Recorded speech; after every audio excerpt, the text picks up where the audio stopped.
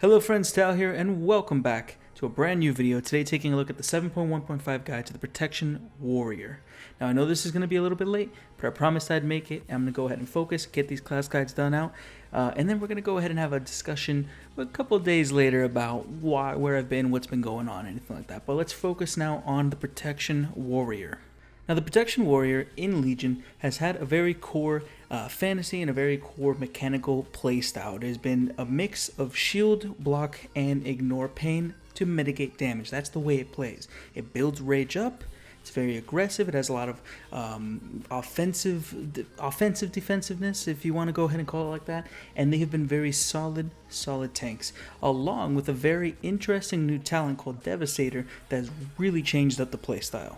For the most part, though, the Warrior has stayed pretty consistently strong. It's been through a lot of changes here in the Legion expansion, probably more than any of the other tanks. The playstyle has really changed. It was very dominant in the beginning. It got nerfed a little bit, and now most recently in 7.1.5, it's had a change with Focus Rage being removed, Revenge filling in that role, and then the Devastator talent being brought in. But overall, let's just go ahead and get more in depth with how the Warrior plays exactly, with the baseline knowledge that they mitigate damage with shield block and ignore pain. Let's jump right into it. Now, as far as stats go, for both rating and Mythic Plus dungeons, those are basically the only two things I'm going to be going ahead and covering in this guide. No PvP for me. You're going to be going basically as much haste as you can. Previously, the haste thresholds were about 25% for raids and 30% for dungeons, but with the recent patch, they went ahead and nerfed a lot of the secondary stat scaling. You need more of a stat to get more of a scaling. So it's basically, there's not a set number just yet for how much haste you want to get to. Essentially, you get as much haste as you possibly can. You enchant for haste. You do what you can for the gear that you get. Not all gear that you're going to get is going to have haste on it, but you try to shoot for it. Just go for haste. After that, mastery is your most valuable stat, to about equal or a little bit over versatility. Then a little bit more haste, and then critical strike at the very end. Now this is basically to be a tank. Focusing on tanking, that's the stat weights that you want to go ahead and shoot for. And to give you more of a reasoning as to why those are the stats, haste is going to reduce your global cooldown as well as the cooldowns on almost all your abilities, and it's going to increase your rage per second from abilities. Mastery is going to give you a chance to increase your chance to block and critically block, as well as increasing attack power, and that's going to increase the size of your ignore pain. Crit is basically going to be increasing your damage and parry rating via riposte. It's very much a specifically DPS boost. It's not something that's too defensive because there's a lot of diminishing returns on there. And then versatility is going to increase your damage and healing done. And it's a nice overall stat, but it's not going to be your most important, such as haste or mastery. That being said, jumping straight into the spells and the abilities, you are going to be taking a look at the artifact ability, which is called Neltharion's Fury. 45-second cooldown. You stand still, you raise your shield, you let out fire, and every single hit that's going to be on you while you're doing that is going to be critically blocked. As you can see here, you have to stand still. You move, it gets cancelled early. So you're going to be doing damage in an AoE in front of you, but you're also going to be critically blocking, and you can still use defensive abilities while you are channeling. Do not cast this in a situation where you have to move, because you're going to be a very sad panda. Following up with the rest of the abilities, you got Battle Cry. It's a 1-minute cooldown. It's going to increase your critical strike chance by 100% for 5 seconds. Nice, easy, not too much to talk about. As well, you have Berserker Rage, 1-minute cooldown. You remove and give yourself an immunity to fear, sap, and incapacitate effects for 6 seconds. Intercept is your charge. They've basically rolled intercept and charge into one ability and then given you 2 charges. You target an enemy, it's going to reduce their movement speed by 50%. But if you target an ally, it's going to go ahead and intercept the next melee or ranged attack against them for 10 seconds while they are within 10 yards of you. Either one that you choose to do is going to be generating 15 rage for you. If you see there it's 18 rage, that is because I have the necklace, the jewel crafting one, that increases the rage generation. As well, then you have Demoralizing Shout, 1.5-minute cooldown. Demoralizes all enemies within 15 yards, reducing the damage they deal to you by 20%, damage they deal to you. So it's a nice short-term cooldown. You still have Last Stand, increasing current and maximum health by 60% for 15 seconds, 3-minute cooldown. Keep in mind, a lot of these things are affected by the artifact trait, the path that you're going to go ahead and take, but we're going to talk about that a little bit later. Then you have Heroic Leap, your movement ability, 24-second cooldown, leap through the air, you're going to do a little bit of damage, and it's going to reset the remaining cooldown on taunt. You still have Heroic Throw. It's just going to throw a weapon, generate some decent amount of threat. It's just a range pulling tool, really. You still have your Interrupt, 15-second cooldown. Stop spells from being cast from a school for 4 seconds. Then you have Ignore Pain, 1/2 of your mitigation. This is going to cost between 20 to 60 rage. It has a 1-second cooldown, but essentially it has no cooldown, obviously. And what it does is it gives you an Absorb Shield with a little hole that makes you ignore up to 90% of a certain amount based on the rage that you spend. What this does is it still lets you have rage generated from taking damage, because that is one of the sources of generating rage, doing your abilities and receiving damage, but it's going to be a big absorption shield that allows that rage to be generated while also protecting you. And now you have one of the first big changes. Revenge is now a 30 rage costing ability. It has a 3-second cooldown baseline, but as you can see, haste reduces it. You're going to swing in a wide arc, do a bunch of damage, and successful dodges and parries cause your next revenge to become free. This is your rage dump. Unless you're taking vengeance, you will only be using this specifically to dump rage. Keep that in mind. Do not spam this, because then you're not going to have rage for everything else you're going to need. Then you have Shield Block, 15 rage. I believe it's 12 seconds baseline. It's going to be reduced by haste again. And it's going to block all attacks against you for 6 seconds, and then they can become critical blocks. This is the other half of your very important mitigation. 2 sides of it. You want to have Shield Block up basically 100% of the time that you're taking physical melee damage, and then you want to have Ignore Pain to mitigate the rest of the damage, go ahead and smooth you out, especially when it comes to magic damage. Thunderclap is going to be an instant ability. It's going to generate you 5 rage, and it has a chance of making your Shield Slam be reset. Shield Slam is going to be your main ability that you're going to be using on cooldown whenever it's up. You slam the target, does a decent amount of damage, and your Devastate, Thunderclap, and Revenge have a 30% chance to reset the cooldown of Shield Slam. It's going to generate you 20 rage. Deep Wounds is just a passive. You have Devastator, Devastate and Revenge also cause bleed damage over a certain amount of time. Shield Slam is going to be a 5 or 4 minute cooldown that reduces all damage you take by 40% for 8 seconds. Self-explanatory. Shield Slam, a shield wall, shield wall. Spell Reflection, amazing improvement over WAD and Legion. It's going to be a 25-second cooldown. You reflect all spells cast on you and reducing magical damage you take by 30% for 5 seconds. An actual magic damage reduction ability for warriors now. And then you still have Taunt, 8-second cooldown, you taunt the target. Pretty basic. And your mastery, of course, is the critical block. That is allowing you to reduce more damage from a block than a normal block would, such as a paladin. You have critical blocks. And then to work back over, you do have Devastate baseline. It's no cooldown, you just use it, and it's going to be doing damage along with giving you a chance to reset the cooldown on Shield Slam. So as you can see, what it comes down to is using a mix of Shield Slam whenever it's off cooldown, along with Thunderclap and Devastate if you are not taking the Devastator talent, to go ahead and build up your rage. You spend it on Shield Block and Ignore Pain. You want to have Shield Block up as much as you possibly can. Basically 100% of the time is what you should aim for and what you should strive for. And then Ignore Pain to reduce the really big hits. Go ahead and build that up for when you need it. Other than that, have it up as much as you can. You spend your rage with Revenge if you do not need that rage for an immediate shield block or Ignore Pain. And then you can also mix in your many cooldowns. You have Nefarian's Fury, Demoralizing Shout, you have Spell Reflection, Shield Wall, Last Stand, and if you need to go ahead and get a little bit of extra crit, if you want to do some more damage, you can throw in Battle Cry. It's a 1 minute cooldown, very short term. Just throw it out there. Also, I forgot to note, you do have an access to an ability called Victory Rush, unless you take a specific talent. But Victory Rush, it's instant, but it only triggers after 20 seconds of killing an enemy that gives you experience or honor. In a raid scenario, that's very, very rare. There's not often a lot of ads that you're going to get the killing blow on, but in dungeons, it does activate. It's free, just gives you 30% of your maximum health back. Very, very powerful. Important to know if you're doing dungeons, you need the killing blow. Alright, following that, we're going to go ahead and get into some talents. Now, for the most part, warriors have a pretty set-in-stone playstyle with their talents. If you do not take Devastator, you're going to be playing your warrior exactly as you had in 7.0, 7.1, except you're putting in Revenge for focused rage. You're just shield slamming when you can, you're using Devastate as your filler, Revenge to spend rage, and then Ignore Pain and Shield Block to mitigate. All that stays the same. When you take Devastator though, your rotation changes drastically. Alright? So no matter what you're choosing in the rest of this tree, besides taking Vengeance along Vengeance is something that you go ahead and take if you're able to use both the Revenge and Ignore Pain. That trade-off, there's an add-on that I can go ahead and share with you guys, or a week, or I should say, that makes it a little bit easier.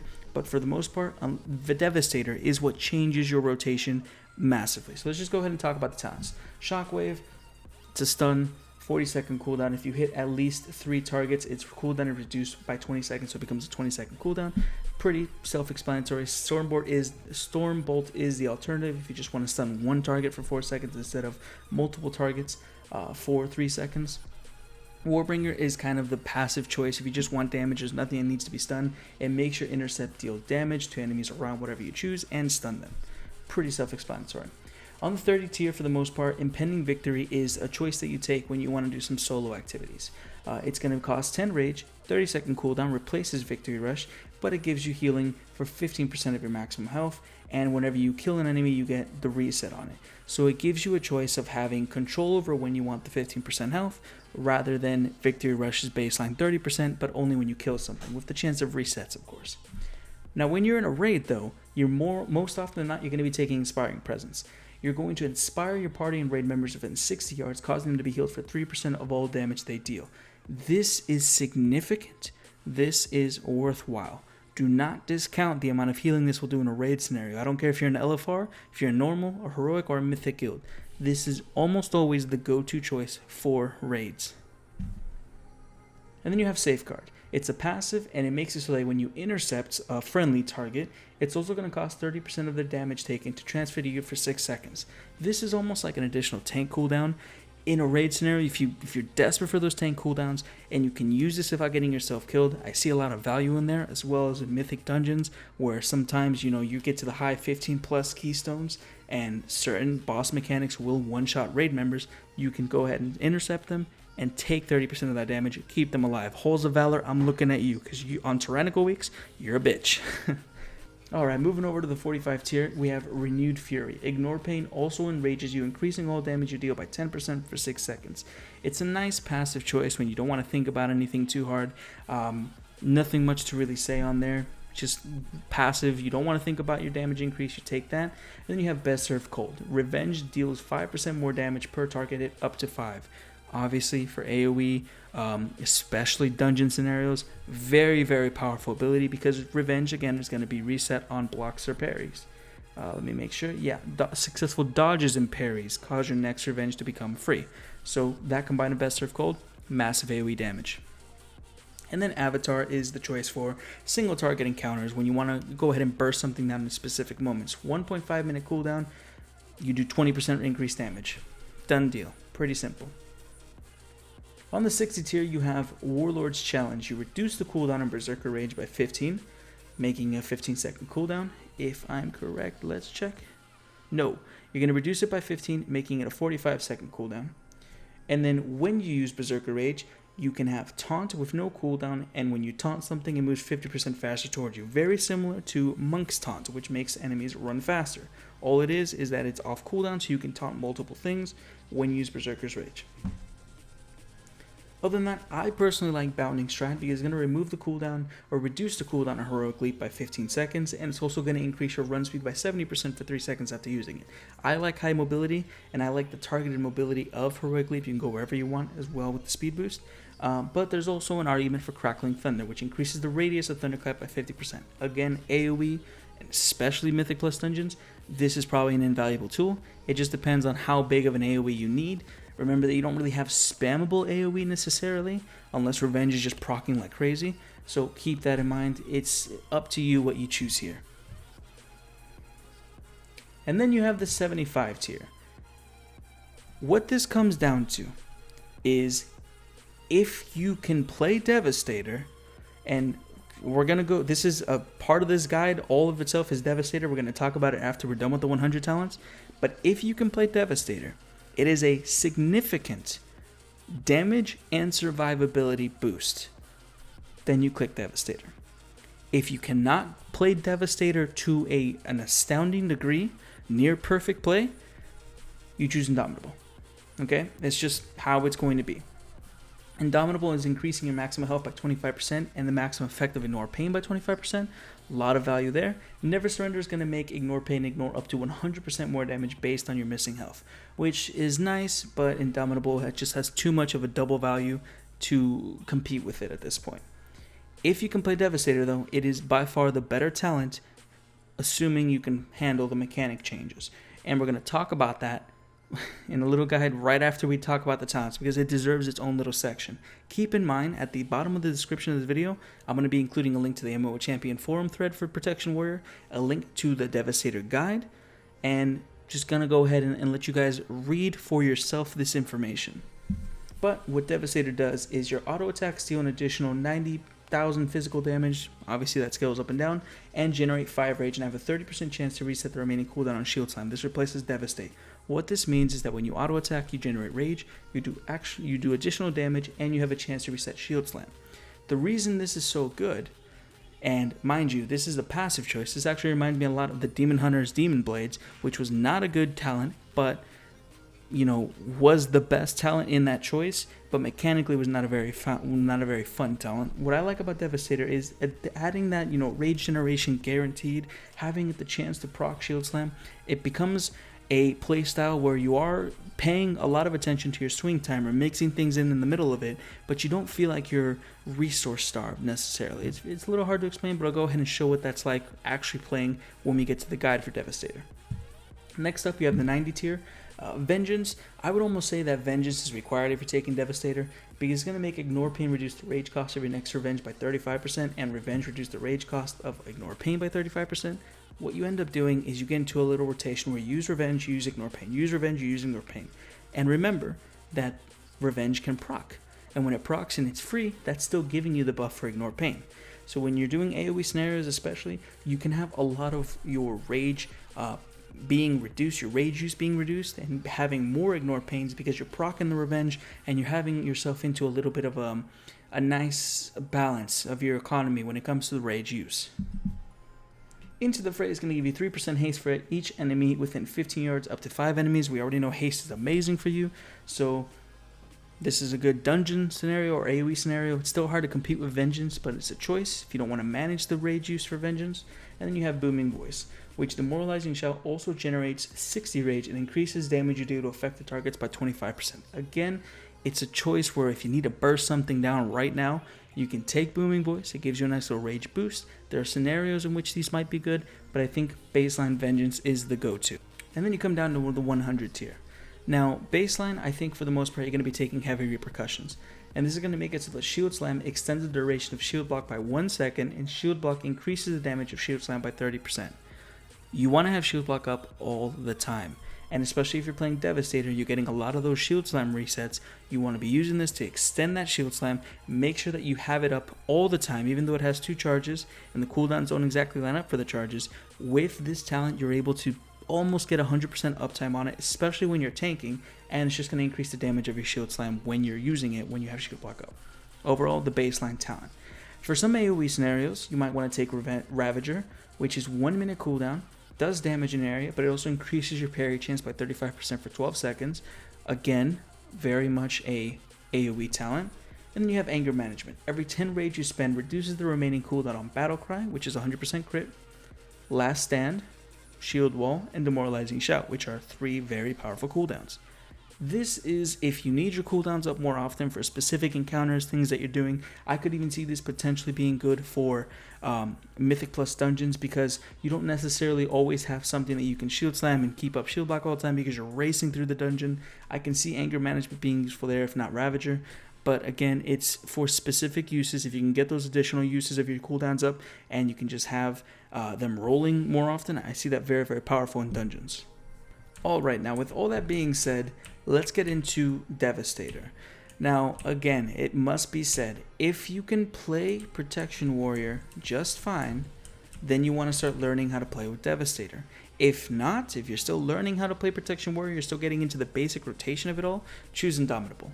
If you can't play Devastator to the highest ability, choose Indomitable. You're still going to get a lot out of it. It's still a fantastic talent. Devastator is better if you can play it well, and it has a specifically really, really good synergy with, let's find it, with this legendary, the gloves. This legendary affects Devastate and Devastator. I have Devastator on, so it makes it so that your auto attacks increase the damage done in rage generated by your next Shield Slam or Thunderclap by 20%. Obviously, you have this up all the time. It's a huge survivability and damage boost if you get these gloves, but you still play Devastator the same way whether you have the gloves or you don't. It's just like a little boost if you do get those gloves. You're super crazy lucky, essentially. Now again, I'm going to link to the guide for Devastator, but essentially what it comes down to is the key to proper play with Devastator is managing your swing timer so you don't waste Shield Slam procs. Remember that Revenge and Thunderclap reset the cooldown on Shield Slam along with your auto attacks. So if I'm standing here, I just start out with Shield Slam, you can see that my auto attacks give me 5 rage. Then I go ahead and Thunderclap, give some more rage, swing, Revenge, swing, Shield Slam, swing, Thunderclap, swing, Shield Slam reset, swing, Shield Slam reset, swing, Thunderclap. You kind of get that. You get that right there. You're having the resets. You're managing your swing timer. You're trying not to interrupt your swing timer. You put yourself in a nice little flow. Use Shield Slam as much as you can, and you get rage passively. That's essentially that's how it works. Baseline, how you're getting rage, and how you're making sure you're not interrupting the swing timers. Now there's a weak aura that they have in this guide. I do not have it currently. If I was playing my warrior main, I probably would use it, but it gives you a nice little weak aura, and again, it's in the guide. It explains how to use it. That essentially tells you when it's okay to use Revenge or Thunderclap, when you want to wait for the swing timer, all that kind of stuff. It's in the guide. I'll go ahead and show it to you guys again, but it's something that's just in there. So at the end of it, when it comes down to it, what you end up doing when you're playing your warrior with Devastator is you charge in, Shield Slam, Thunderclap, go ahead and put up the shield block, use that, you ignore pain, swing, Thunderclap, you can use Revenge because it's cheaper, Shield Slam, swing, Shield Slam, swing, Thunderclap, swing. I've already let shield block fall. Boom.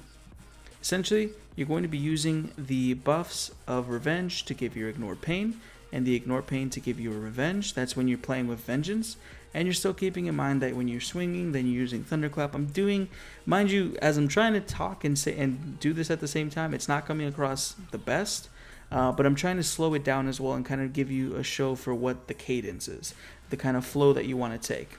Swing, Shield Slam, boom. And again, you want to keep up shield block as much as you can. You want to use the rest of your pain or rage on Ignore Pain. Boom, shield block up again. Use Revenge. Swing again, Shield Slam. Boom. Stuff like that. It's, as I'm saying it, I realize that it's not looking great. It's going a little bit slow, but that's because I'm trying to talk and show it and explain the thought process there behind it all. Again, if you can play Devastator very, very well, it is the go-to choice. If not, you take Indomitable. And on all that time when I was basically just waiting, you want to spam Devastate. That is how Devastator goes. I suggest if you want to play at the highest level, you play with Devastator, you get used to it, you get yourself into a rhythm with it. I think it's honestly a fantastic talent, but it does bring concerns in the fact that they made a talent like this for Demon Blades, for Demon Hunters, the Havoc Demon Hunters. The reception was not good, and it ended up being the best talent in the tier. The reception of Devastator, I feel like, is a little bit more positive because it's not, Demon Blades has this problem where it's a chance to do damage, a chance to give you a resource. Devastator is always damage, always resource, and a proc. But you don't have to spam Devastate, which honestly is kind of nice. I don't like spamming Devastate. It was annoying. So it does have a bit of a weird precedent. I don't want passive talent choice for every single class and spec to become the norm and become the go-to, but in this specific scenario, I think it worked out just fine. Oh, and because I completely forgot about this part, through the magic of editing, we're going to add in that the artifact traits, the artifact tree, what you need to worry about as far as how it affects your gameplay. Again, if you want to see the path, the link to how it's going to be in the description, but just to talk about how it affects your actual gameplay. First things first is increase the damage dealt by Devastate by 15% standard. Then you have increases the damage dealt by Revenge by 18%. Then you have increases the critical strike chance of shield slam by 20% during shield block. Again, you have that synergy between shield slam and shield block. You always want to use them together. Moving over, you have increased armor by 6%. Boring. Increased stamina by 2%. Boring. Increases the health. Last stand increases health by an additional 30%. Boring, but nice additional boost to that big cooldown. You have increased the duration and radius of demoralizing shot by 50%. Boring, boring, boring. Shield Slam and Thunderclap generate 50% increased rage during demoralizing shout. So there you go. When you use demoralizing shout to reduce the damage of things around you, you want to make sure that you have both Shield Slam and Thunderclap up so you can immediately use them, get even more rage, and use it as much as you possibly can during that duration of demoralizing shout. Not something that you want to focus on too much, but knowing it and getting that extra rage is going to make a difference in certain times and scenarios. From there, you have Wall of Steel. When you target an ally with Intercept, it redirects 2 additional attacks, and the damage you take from those attacks is reduced by 10%. Intercept is a quasi-tank cooldown, and just a way to help your raid or party members in a dungeon deal with mechanics. If you know someone's going to take damage, or you see them about to take damage, take matters into your own hand, intercept them, help them out, make everyone love you. No reason not to. Don't kill yourself though. It can kill you. Leaping Giants reduces the cooldown of heroic leap by 6 seconds. Okay. Scales of the Earth. There we go. Something you gotta watch for. Critical blocks have a chance to cause an eruption from Scale of the Earth order, increasing your armor by 30% and dealing physical damage to all enemies in front of you. Actually, I was wrong. You don't have to watch for this. I'm thinking of the last golden trait. Basically, when you have your periodic chance to critically block, it's going to do damage to things in front of you, but also increase your armor, so you're a little bit more tanky when it happens. So keep in mind that when you use Neltharian's Fury and you guarantee critical blocks, you then have a chance to get even tankier and do a little bit more explosive damage out towards in front of you. Reflected Plating. Spell Reflect now reflects an unlimited number of spells during its duration. So you use Spell Reflect, don't have to worry about it being cancelled early. It's going to reduce magical damage or reflect the spell if it's reflectable. Fantastic. Then you have your third golden dragon trait, Dragon Scales. Blocking an attack has a chance to increase the total damage ignored by your next ignore pain by 40%. This is something you want to keep in mind because I think it has a duration. Basically, when you proc Dragon Scales, you want to try to use ignore pain as quickly as possible because you can proc multiple times, and it's when you block an attack, which if you're shield blocking, you're blocking all the time. So keep this in mind, try to track it in some fashion, maybe like a weak aura, because it's going to make your ignore pain stronger and you don't want to waste that. Then you have Thunder Crash, increases the damage of Thunderclap, increases the total damage ignored by ignore pain, and increases your maximum rage by 40, which I have an additional trait from one of my relics, so it's actually by 30, so you have baseline 130 rage when you complete your artifact. So yeah, I mean, that's the artifact for the Protection Warrior. The only thing that I would say that really changes your gameplay would be the Dragon Scales. Everything else is kind of nice to have, not something you want to worry about too much. Besides maybe just knowing that when you have Demoralizing Shout Up, you're generating additional amounts of rage. Alright, perfect. And beyond that, honestly, what I would say is that you need to keep in mind when it comes to warriors, the unique things about them is, of course, the mobility, having the ability to charge 2 enemies and allies, as well as having Heroic Leap, just give you a nice little speed boost depending on the talents that you choose, and just the stability of a warrior, along with Inspiring Presence. They are good tanks. They are solid tanks that can become like an anchor. They're block tanks, they're plate tanks, they have a lot of survivability going in there. The Inspiring Presence gives a lot of additional healing to your raid, especially helping out your healers. I think that warriors started out this expansion very, very dominant, got nerfed a little bit, and then got changed with 7.1 and I think 0.1.5, where Focus Rage went away. I thought that was a stupid ability to begin with. I'm glad Revenge has taken its role, but for the most part, they are not the best, but they are way better than the worst. We're going to go ahead and just leave it at that. The Warrior, as a whole, is still a very powerful tank. It's unique, and I think that it's in a pretty solid place.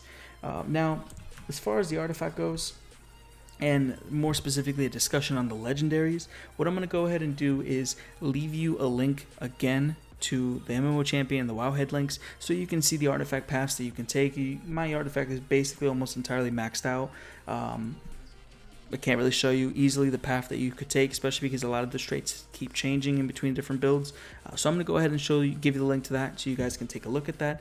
As far as legendaries go, I want to just briefly go over a little bit of them. For the most part, I'm still going to rely on those additional outside resources, but Prydaz, fantastic legendary for basically anyone, just gives you an absorption shield. The shoulders giving heroic leap 2 additional charges, that's only utility. The chest, intercepted attacks grant you and your intercept target an absorb shield equal to 50% of the damage done by the attack. That seems good, but very situational. The wrists that give you healing for 1% of your maximum health every 10 rage you spend, that's just powerful healing, but I'm assuming it's going to be a lot of the time over healing. The ones to take note of is the gloves, giving your auto attacks an increased damage done and rage generated by shield slam and thunderclap. That's incredibly powerful. I would definitely go to aim for those. But then you have the belt that gives you each enemy you hit with thunderclap reduces the remaining cooldown demoralizing shout by 1 second, which is very specific if you want demoralizing shout more often. You could be lucky like me and you have the walls fell, which shield slam reduces the remaining cooldown on shield wall by 4 seconds. Again, very specifically if you can get an additional use of shield wall out in an encounter, fantastic. If you can't, kind of a useless legendary. But then you have the boots that all the plate classes get access to, which increase your movement speed by 75% of your haste or critical strike, whichever is higher. You're a haste focused tank, so very good there. Suffuses is good. You have a lot of stuns, you have movement and parrying effects, and then Archimonde's Hatred Reborn. Absorption shield with some damage added to it. Pretty standard all in all. Again, links to those in the description, give you some more information, give you a little bit more mathy stuff. But overall, that's it. That's my Protection Warrior guide. I wanted to go ahead and make sure that I really talked about everything. I know that my Druid guide and my Demon Hunter guide, they had the 7.1 original guide to fall back on to give the basics. I did not make one for the other tanks, so I wanted to go ahead and maybe be a little bit more boring, but a little more focused and educational with these to talk about how they work, the spells, things you need to worry about, but also try to be quick and concise with the information. I think that this is a good starting off platform for anyone to go and just jump into the class, learn how they work, and then play it. And I hope you guys enjoyed and appreciated it. See you guys around.